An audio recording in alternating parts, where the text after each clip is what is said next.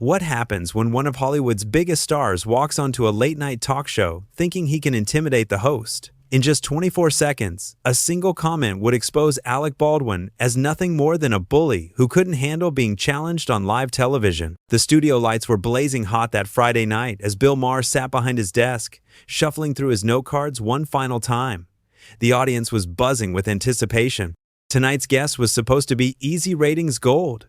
Alec Baldwin, the famous actor known for his explosive temper and sharp tongue, was scheduled to promote his latest project. But what started as a routine celebrity interview quickly turned into television history. Baldwin strutted onto the set with his usual swagger, waving to the crowd like he owned the place. He settled into the guest chair with a smug grin, clearly expecting the typical softball questions that most talk show hosts throw at A-list celebrities. Maher welcomed him with his signature smile.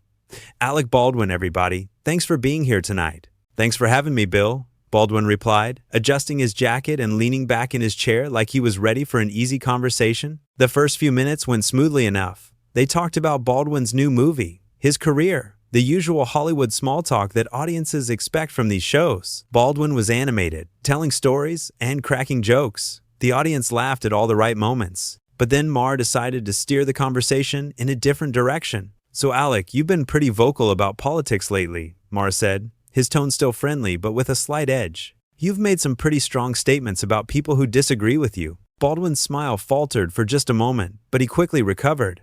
"Well, Bill, I think it's important for people with platforms to speak out about what they believe in." "Right, but there's a difference between speaking out and, well, attacking people personally, isn't there?" Maher pressed, his eyes never leaving Baldwin's face. The audience grew quiet. You could feel the tension starting to build in the studio. This wasn't going the way Baldwin had expected. "I don't attack people, Bill. I defend my positions," Baldwin said, his voice getting slightly harder. "Sometimes that means calling out hypocrisy when I see it." Maher nodded slowly. "Okay, but what about when you called that reporter a few weeks ago? The one who was just doing her job? You pretty much screamed at her for asking a simple question about your wife." Baldwin's face started to redden. The cameras caught every micro-expression as his famous temper began to surface. "That reporter was out of line, Bill. She was harassing my family. She asked about a public statement your wife made on social media," Maher countered calmly. "That's literally what reporters do. They ask questions about public statements." "You don't understand the situation," Baldwin snapped, his voice getting louder. "You weren't there." The audience was completely silent now. Even the crew members had stopped what they were doing to watch this unexpected confrontation unfold. Maher leaned forward slightly. "You're right, I wasn't there. But I saw the video, Alec. The whole world saw the video. And what we saw was you losing your temper at someone who was just trying to do her job." Baldwin's hands clenched into fists on his lap. "That's not what happened." "Then what did happen?" Maher asked simply. For a moment, Baldwin seemed to struggle for words. His usual quick wit and charm were nowhere to be found. He looked like a man who had been caught off guard and didn't know how to recover. "Look, Bill," Baldwin finally said, trying to regain his composure.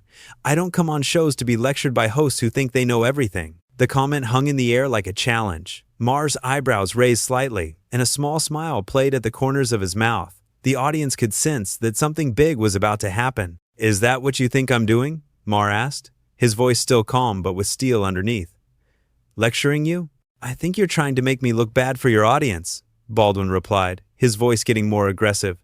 "I've been doing this longer than you have, buddy." That last word, buddy, was delivered with such condescension that even the studio audience seemed to recoil slightly. It was clear that Baldwin was trying to establish dominance, to put Maher in his place. But Maher wasn't intimidated. If anything, he seemed more relaxed. "Longer than me?" Maher repeated, that small smile growing wider.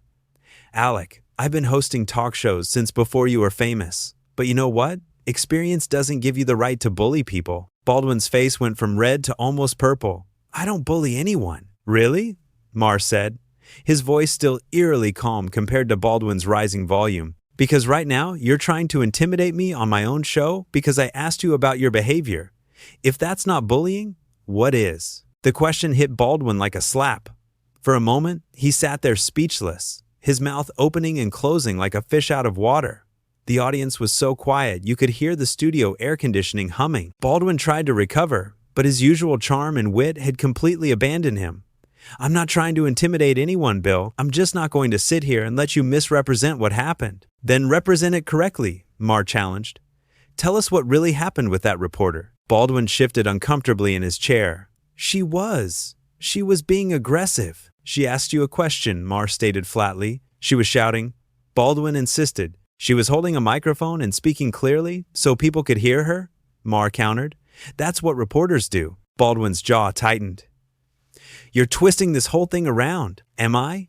Maher asked, genuinely curious. Because it seems pretty straightforward to me. A reporter asked you a question about something your wife posted publicly, and you lost your temper. Again. That word again cut through Baldwin like a knife. His entire body language changed in an instant. He sat up straighter, his shoulders tensed, and his eyes narrowed dangerously. What's that supposed to mean? Baldwin demanded, his voice dropping to a threatening whisper that somehow felt more intimidating than his earlier shouting. Maher didn't flinch. It means this isn't the first time you've blown up at someone for doing their job, Alec. Remember the flight attendant incident? The parking garage photographer? The restaurant server who recognized you? Each example hit Baldwin like a physical blow. The audience could see him getting more and more agitated with every word. His hands were gripping the arms of his chair so tightly, his knuckles had turned white. Those were completely different situations, Baldwin protested, but his voice cracked slightly. Were they? Maher asked calmly. Because from where I'm sitting, it looks like a pretty clear pattern. Someone approaches you. You don't like what they say or do, and you explode. Baldwin shot up from his chair so suddenly that several audience members gasped. He stood there looming over Maher's desk, his chest heaving with anger. You don't know what you're talking about, he snarled. But Maher didn't move. He didn't lean back or show any sign of intimidation. He just looked up at Baldwin with that same calm expression. Sit down, Alec, Maher said quietly. Don't tell me what to do, Baldwin snapped back. The tension in the studio was so thick you could cut it with a knife. The cameras captured every second of this incredible moment. Here was one of Hollywood's biggest stars having a complete meltdown on live television, and the host was handling it like he was dealing with a tantruming child. This is my show, Maher said, his voice still controlled but with unmistakable authority. And on my show, guests sit down when they're talking. Baldwin stood there for what felt like an eternity, clearly wrestling with his own ego. He wanted to storm off, but he also didn't want to look weak. The audience held its breath, waiting to see what would happen next. Finally, Baldwin slowly sank back into his chair, but his posture remained aggressive. He was perched on the edge of the seat like he was ready to spring up again at any moment. Thank you, Maher said simply, as if nothing unusual had just happened. Baldwin's face was still flushed with anger. I came here to talk about my movie, not to be psychoanalyzed by some talk show host. And we did talk about your movie, Maher pointed out reasonably, for the first 10 minutes. But then you got defensive when I asked about your public behavior. I'm not defensive, Baldwin shot back, which was so obviously untrue that a few audience members couldn't help but chuckle quietly. Maher heard the scattered laughter and smiled slightly. Alec, you literally just stood up and started yelling at me because I mentioned some incidents that were reported in the news. If that's not defensive, what is? Baldwin's jaw worked silently for a moment. He clearly wanted to argue, but he was smart enough to realize that everything Maher was saying was absolutely true. Look, Bill, Baldwin said, trying a different approach. His voice became softer, more reasonable. I'm a passionate person. Sometimes that passion gets misinterpreted. Passion? Maher repeated thoughtfully. Is that what you call screaming at a flight attendant because she asked you to turn off your phone? Baldwin's fake calm cracked immediately. She was being unreasonable. She was following federal aviation regulations, Maher replied without missing a beat. You know, those rules that keep planes from crashing? It was just a game, Baldwin protested. I was playing a stupid word game on my phone. And when she politely asked you to turn it off for takeoff, you called her what exactly? Maher pressed.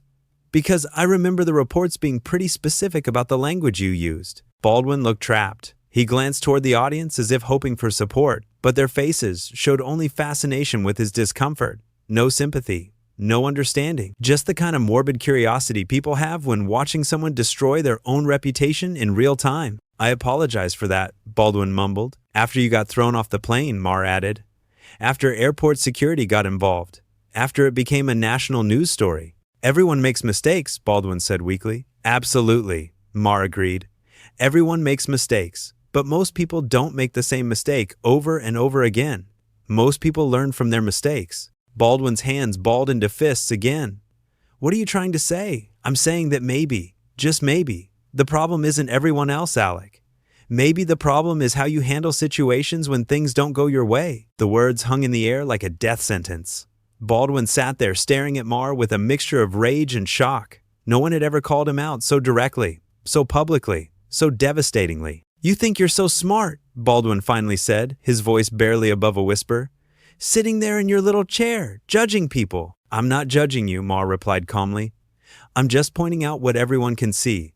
You have a temper problem, and instead of dealing with it, you blame everyone else." "I don't have a temper problem," Baldwin insisted, his voice getting louder again. Maher gestured toward Baldwin with both hands, as if presenting evidence to a jury. "Alec, you're literally raising your voice at me right now because I suggested you have a temper problem. Do you see the irony here?" Baldwin opened his mouth to respond, then closed it again. For the first time in the entire interview, he seemed to realize how he was coming across, but instead of backing down or apologizing, he doubled down on his anger. "This whole thing is ridiculous," he said, standing up again.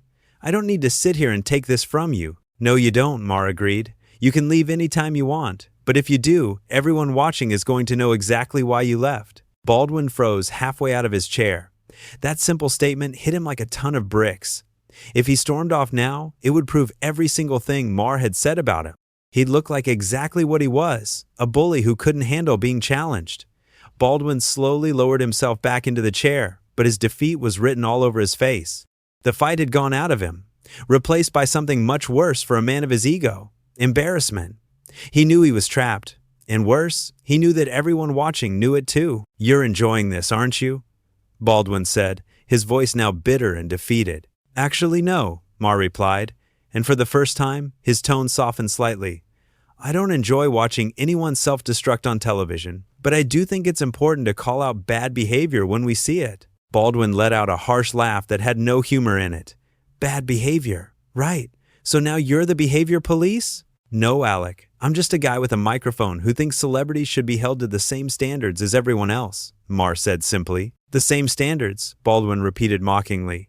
"Do you have any idea what it's like to live under a microscope? To have every single thing you do analyzed and criticized?" "I have some idea," Maher replied calmly. "I've been on television for 25 years, but you know what I've never done? I've never screamed at a flight attendant. I've never called a reporter names for asking me a question. I've never had to issue multiple public apologies for losing my temper." Each statement was like a nail in Baldwin's coffin. The audience watched in stunned silence as one of Hollywood's most powerful men was systematically dismantled by a talk show host who never once raised his voice or lost his composure. Baldwin tried one last desperate attempt to regain control. "You know what, Bill? You're right. I have a temper. I get angry sometimes. But at least I'm honest about who I am. At least I don't hide behind some fake nice guy persona." "Is that what you think this is?" Maher asked, genuinely curious. "A fake persona? Come on," Baldwin said, waving his hand dismissively. "This whole calm, reasonable thing you're doing right now, this isn't the real you." Maher tilted his head slightly. "What makes you say that?" "Because nobody stays this calm when someone's challenging them," Baldwin insisted. "Nobody's this controlled all the time. Maybe the difference is that I don't see this as a challenge," Maher explained. "I see it as a conversation. You're the one who turned it into a fight." Baldwin stared at him for a long moment, as if trying to process this concept. The idea that someone could remain calm during conflict seemed completely foreign to him. "So what, you're saying you never get angry?" Baldwin asked. "Of course I get angry," Maher replied. "Everyone gets angry.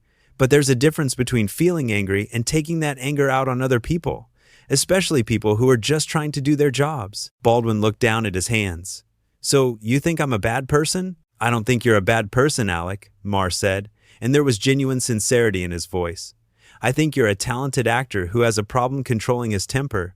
And I think instead of dealing with that problem, you've spent years making excuses for it." "Maybe," Baldwin said quietly. It was the first time all night he'd shown even a hint of self-reflection. "The thing is," Maher continued, "everyone has problems. Everyone has things they struggle with. But most people don't have the resources you have to get help. Most people can't afford therapy or anger management or whatever it takes to work on themselves." Baldwin looked up sharply. "Are you suggesting I need therapy?" "I'm suggesting that when you have the same problem over and over again, it might be time to consider that the problem isn't everyone else," Maher said gently. For a moment, it seemed like Baldwin might actually hear what Maher was saying. His expression softened, and he appeared to be genuinely considering the words. But then, his pride kicked in one final time. "You know what, Bill?" Baldwin said, standing up slowly. "This has been real educational, but I think we're done here." "Are we?" Maher asked, not moving from his position behind the desk. "Yeah, we are," Baldwin said, straightening his jacket. "Thanks for having me on your show to ambush me." "Nobody ambushed you, Alec," Maher replied calmly. "I asked you about things you did in public. That's not an ambush. That's journalism." Baldwin started walking toward the edge of the stage, but then he stopped and turned back. "You think you won something here tonight?" "This wasn't about winning," Maher said. "This was about having an honest conversation." "Honest," Baldwin repeated with that same bitter laugh. "Right. Well, here's some honesty for you, Bill. Nobody's going to remember this interview tomorrow, but they'll remember my movies for decades." Maher nodded thoughtfully.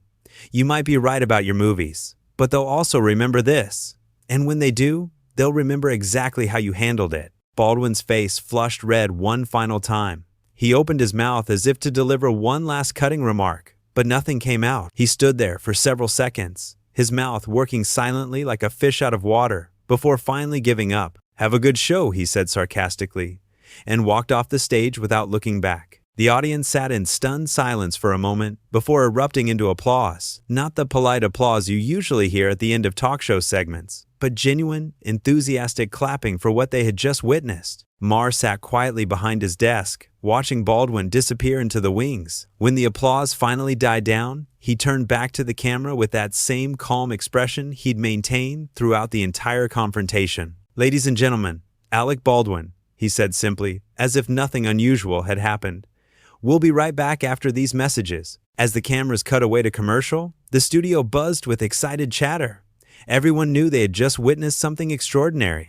In 24 seconds of escalating confrontation, Bill Maher had exposed one of Hollywood's biggest stars as nothing more than a bully who couldn't handle being held accountable for his actions. Baldwin never returned to the stage.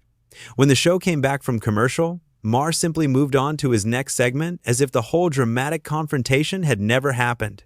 Professional, controlled, victorious. The interview became legendary not because of what Baldwin said, but because of what he revealed about himself when faced with simple, direct questions about his behavior. It was a masterclass in how to handle a difficult guest and a perfect example of why bullies crumble when someone refuses to be intimidated.